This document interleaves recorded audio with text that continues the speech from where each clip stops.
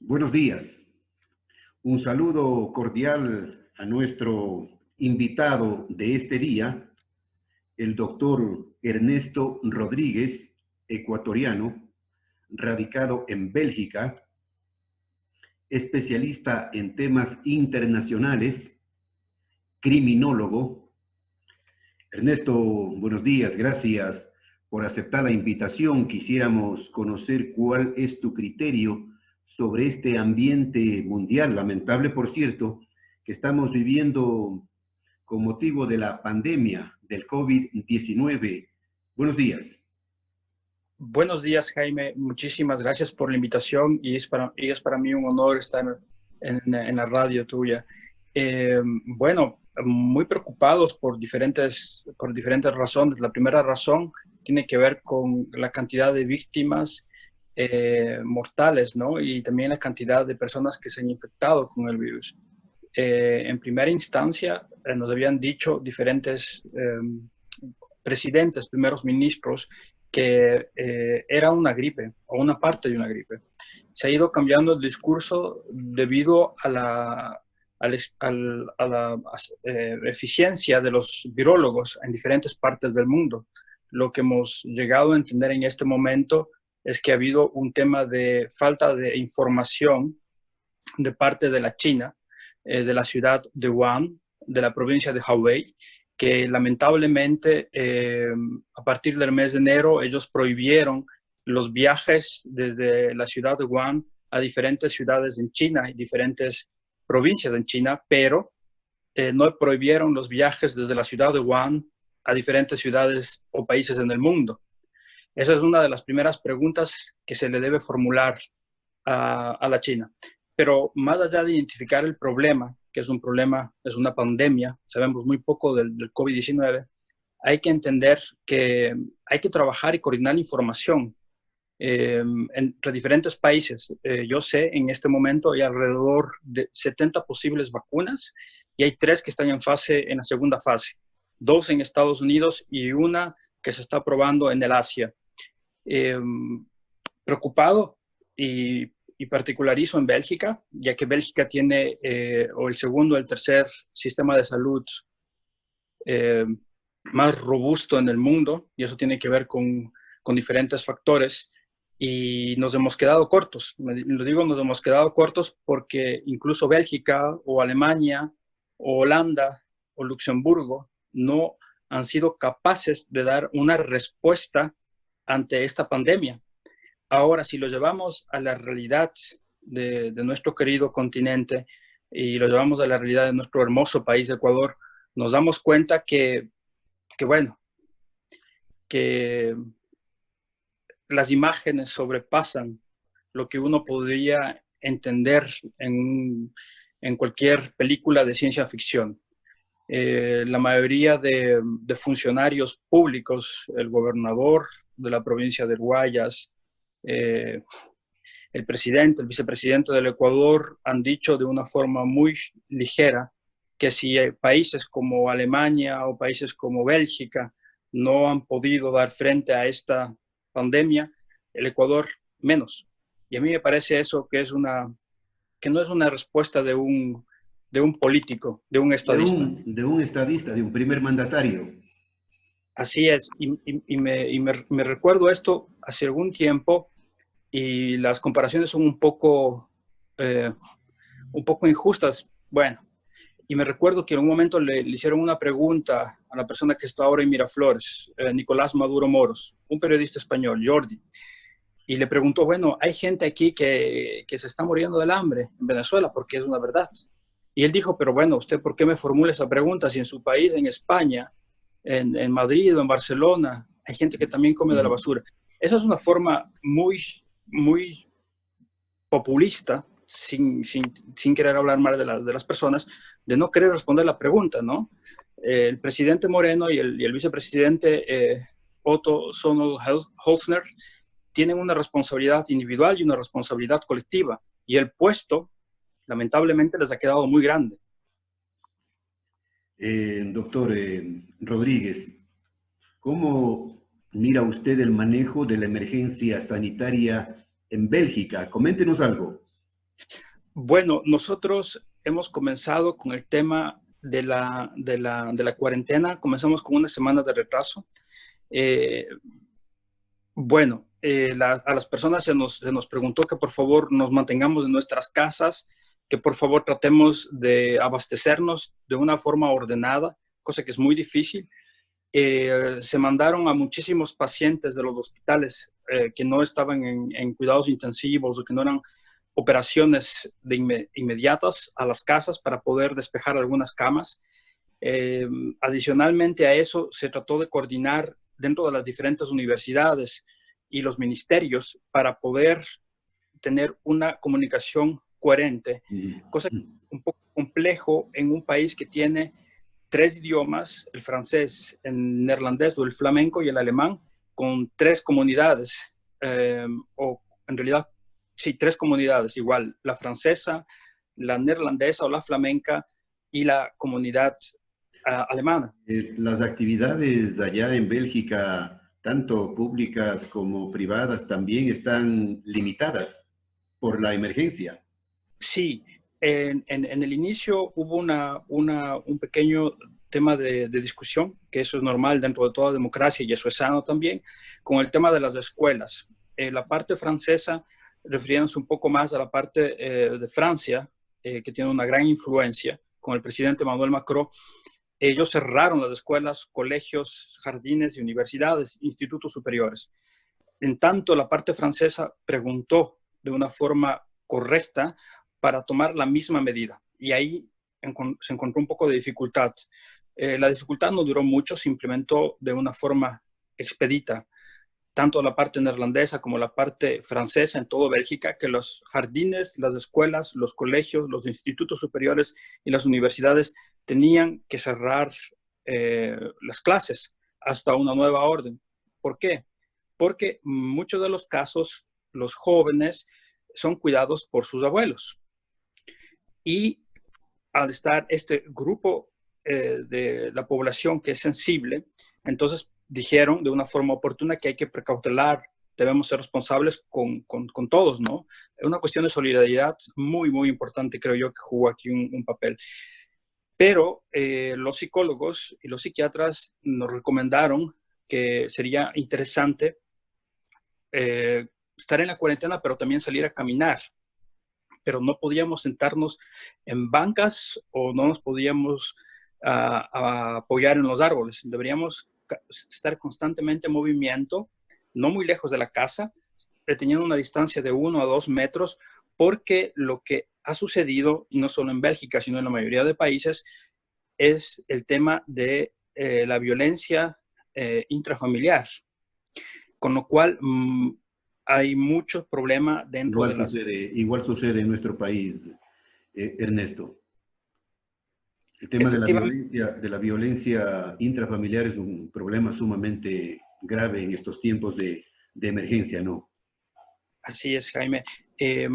Y de esta manera, Bélgica, bueno, está tratando de darle una respuesta al tema del COVID-19, pero seguimos repunteando en las estadísticas en el sentido de que en Bélgica hay más víctimas mortales. ¿Cuál es la cifra oficial, Ernesto, al momento?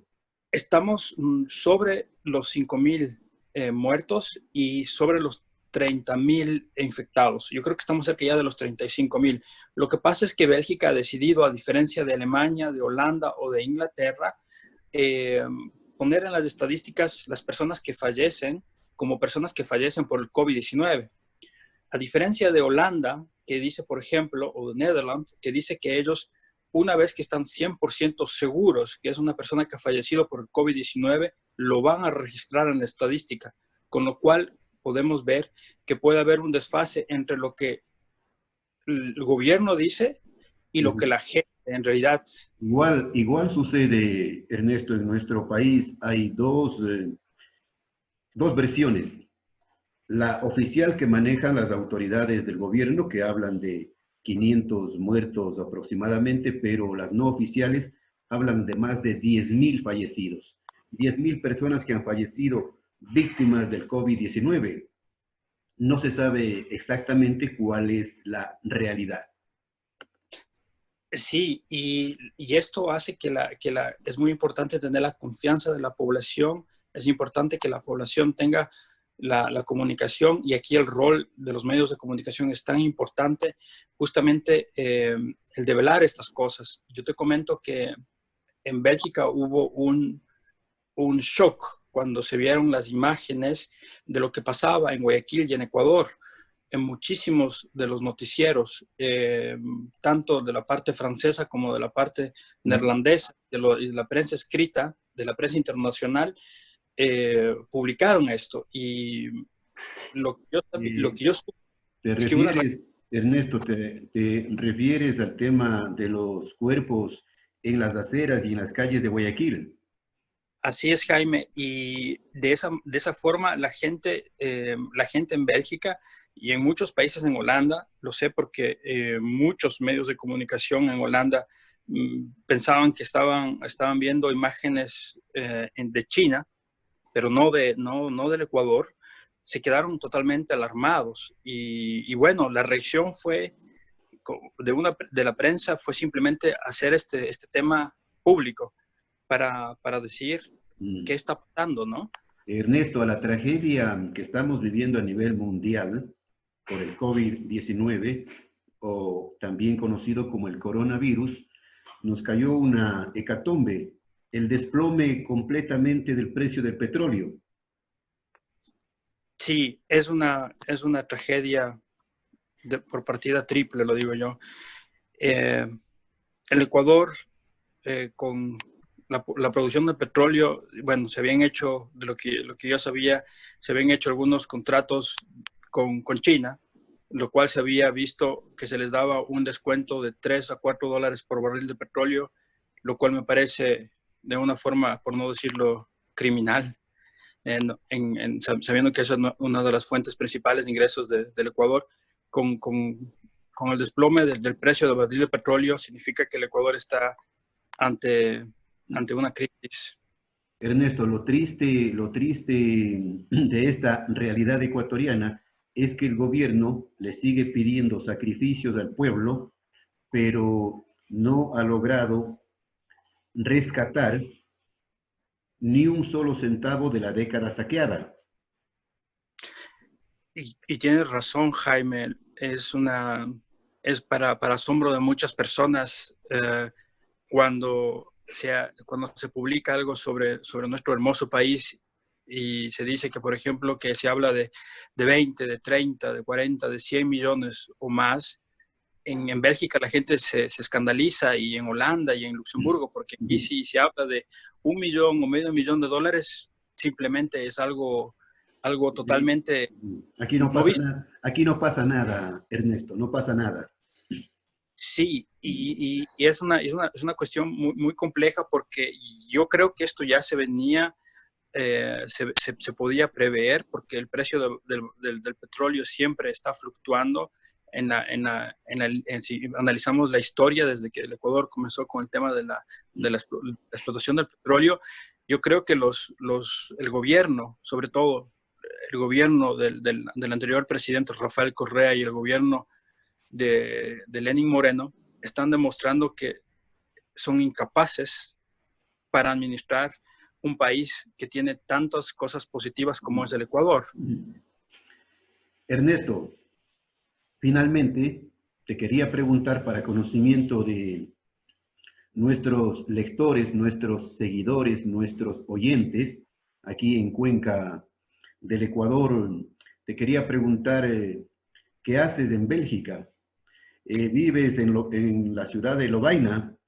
¿Le has visto, por si acaso, al prófugo de la justicia por allí? Eh, Gracias por la pregunta, Jaime. Te comento que yo vivo en Lovaina, pero en realidad sí, el prófugo de la justicia, él vive en Lovaina la Nueva. No he tenido la. Es pelucón allá. Sí, sí, porque de lo contrario no me pregunto cómo es posible que tenga guardaespaldas, y me parece que sobre todo es algo que hay que recalcar. Él ahora bueno, criticó tanto a la prensa internacional y a la prensa nacional, y persiguió a tantos periodistas, tantos comunicadores, que la única labor que tienen es decir la verdad, porque esa es esa es la función del comunicador. Trabaja para una cadena de televisión rusa que ya está mencionado en algunos países, RT, que fabrican noticias y lo más su géneris del asunto es que él entrevista personajes, pero eso me da la impresión que no es una entrevista, sino que es un autorretrato de él, porque le dan la razón en la entrevista cuando él habla. Le dan la razón en todo. Exactamente. Y aplauden las maravillas que hizo en el país.